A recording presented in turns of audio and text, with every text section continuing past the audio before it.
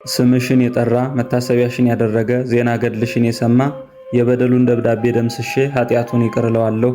በስምሽ የለመኑኝን የሰው ልጆችን ልመና ተቀብዬ ከኃጢአት በስተቀር የልባቸውን ሐሳብ ፈጽምላቸዋለሁ ብሎ ጌታችን ቃል ኪዳን የገባላት ዳግመኛም ስሟን ጠርቶ ለተማጸነባት በአምላክ እናት በእመቤታችን ዘንድ መወደድንና ባለሟልነትን የምታሰጥ ስለ ተጋድሎዋ ብዛትና ስለ ክብሯ ታላቅነት ሰማይና ምድር ለፈጠረ ለአምላካችን አያቱ አምላክን ለወለደች ለእመቤታችን እናቷ ለመሆን የበቃች የተሰጣትን ክብርና ጸጋ እንደኔ ያለ ኃጢአተኛ ሰው ተናግሮ መፈጸም የማይችለው ቢወልዷት እንጂ የማትወልድ እያሉ የሚሰድቧትን የአይሁድን ስድብ ታግሳ በጾምና በጸሎት ወደ አምላክ ብትጮህ ክብሯ ከፍጥረት ሁሉ የበለጠ የሁላችን እናት የሆነች እመቤታችን ቅድስት ድንግል ማርያምን የወለደች የስሟ ትርጓሜ የእግዚአብሔር ስጦታ ማለት የሆነ እንደ ተሰጣት ክብርና ጸጋ ብዛት ያላወቅናትና ያልተጠቀምንባት ብጽዕተ ብፁዓን ቅድስት ሐና እመ ማርያም ወር በገባ በ11 ወርሃዊ የመታሰቢያ በዓሏ ነው።